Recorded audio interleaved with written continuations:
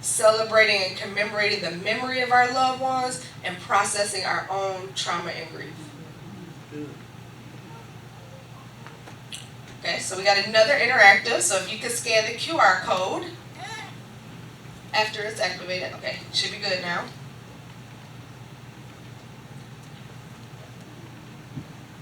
And then we'll have questions at the end of the presentation, as well as a panel discussion. So the question is, wow, have you or someone you know ever struggled with their mental health? And then there's a second part to that question that I want you to answer. Did you feel like you had someone or a safe space to talk to, or did you not?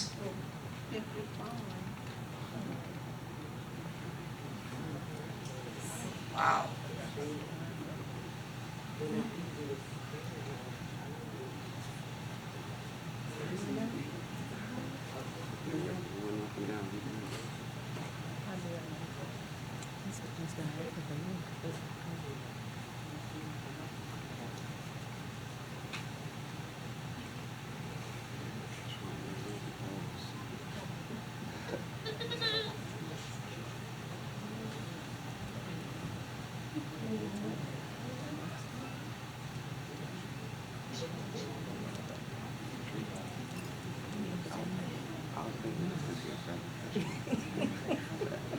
And if you're having trouble scanning it, you can also, someone next to you can take a picture and see if you can scan it from their phone.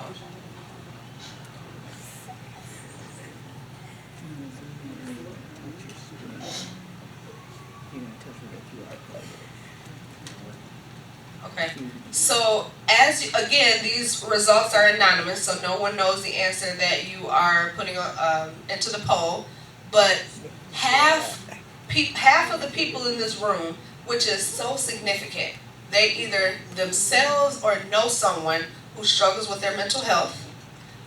Only 3% in the room doesn't know or is not experiencing, has not struggled with their mental health or knows someone. And then only 13% of the people who said yes, 12%, only 12% of the people who said they either know someone or themselves have struggled with mental health have had a person that they could talk to or had a safe space. 35%, which is so significant, felt like they did not have a safe space or someone to talk to about their mental health struggles. And again, this just shows why we need to create more safe spaces and why we're here today, to talk about it and to normalize talking about it.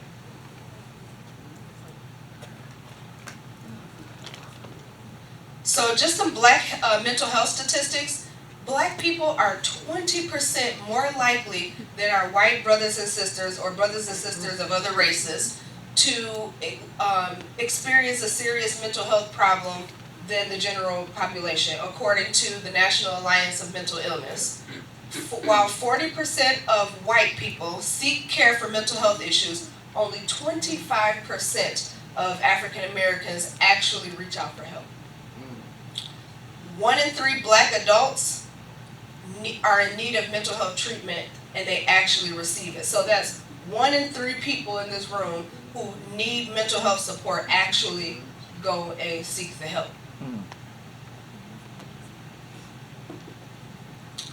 So then there is a such thing as adverse childhood experiences. Raise your hand if you've ever heard of ACEs.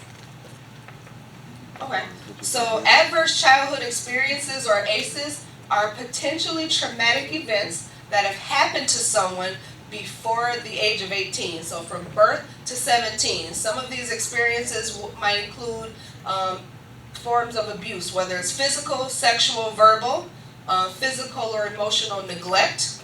There may have been a separation or divorce in the household.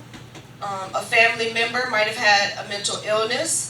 A family member might have suffered with substance and alcohol addiction. There might have been a family member who went to prison, or the child might have witnessed a parent being abused in the household. So studies show that ACEs, or adverse childhood experiences, are linked to chronic mental health problems later on in life. They also lead to substance and alcohol problems, and they have a negative impact on education, job opportunities, and earning potential.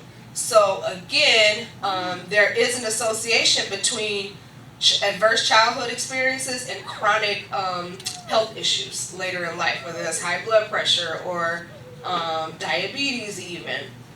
So the higher the score, the higher the risk for toxic stress. So if you were to have an ACEs of 4 or higher, you would be considered at higher risk. So I want you to take the time to, it's a really brief, just 10 quick question survey. I want you to take the time to scan this QR code and see what your ACEs score is, and remember that score, because on the next slide, we will simply just enter your score in the survey so that we can have some insight in this room of how many of us, even sitting here amongst each other today, we're at higher risk.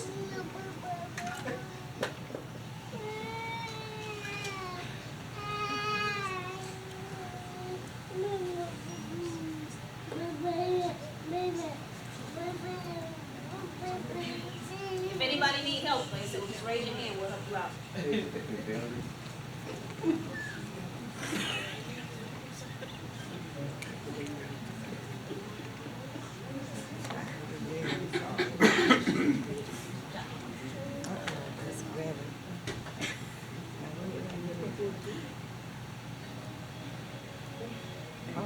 Got it.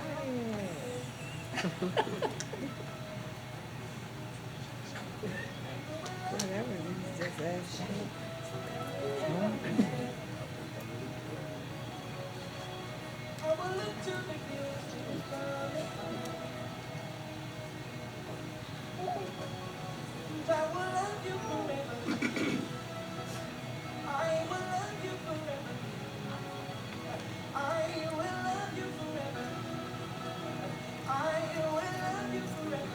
Just remember the score that you get at the end of the brief survey.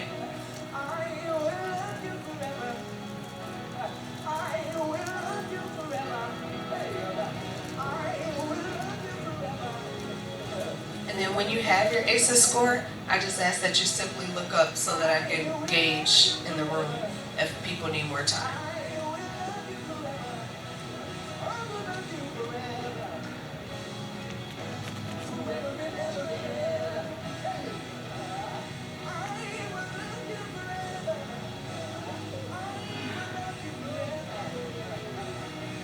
If you need a little more time, can you just raise your hand? Okay. A couple more minutes.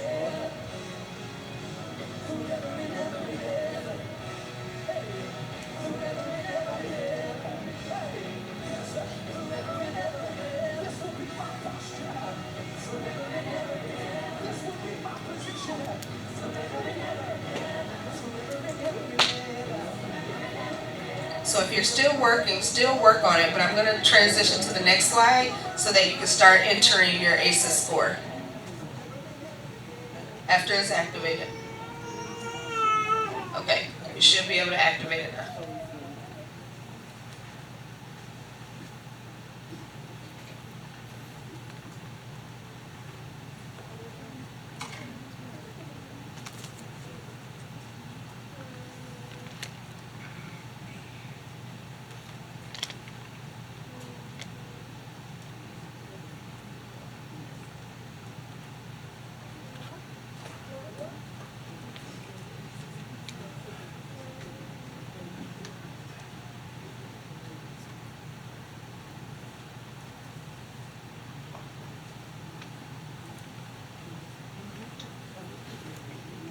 If anyone needs assistance, just raise your hand. Someone will be able to assist you.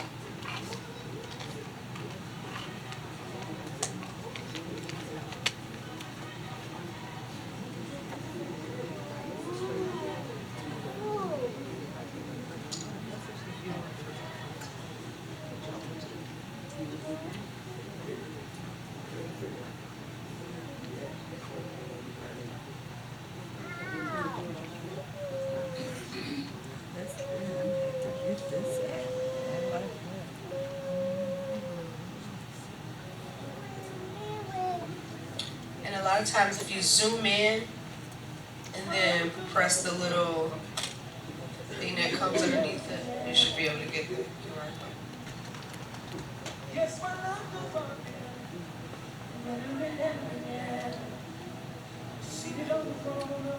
Does anybody need more time to enter the ACES score?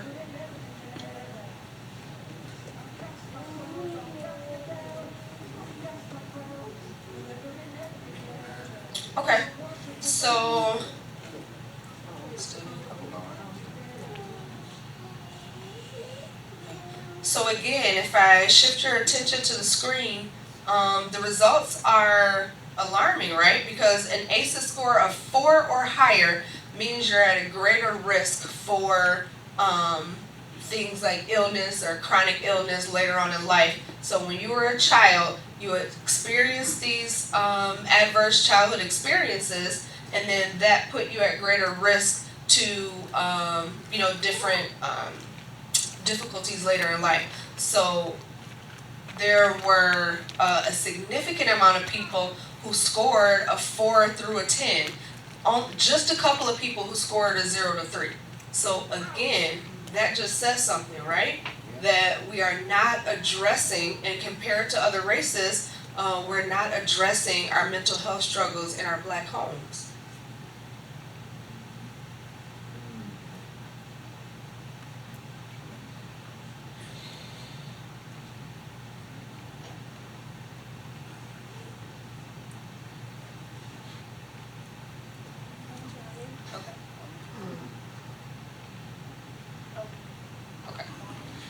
And then ACEs in the Black homes, again, studies consistently show that Black people are at a higher rate compared to other groups to be exposed to ACEs for various reasons. So one of the reasons is that as Black people, we experience unique stressors that other races don't experience. So things like police brutality are at an alarming higher rate for Black people than other races.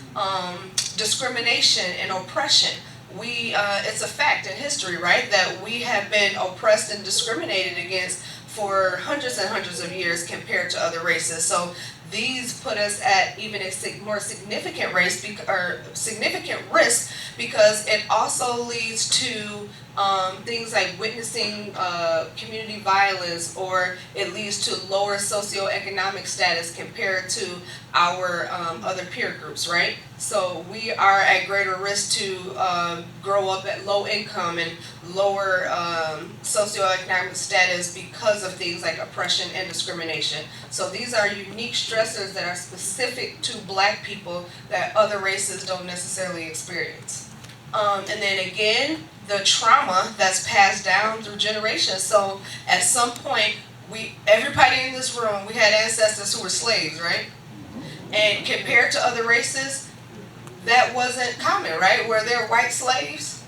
No, right? So that trauma and generational trauma has been passed down to all of us in this room. So we have unique stressors that are specific to Black people that other races don't experience, that put us at even greater risk.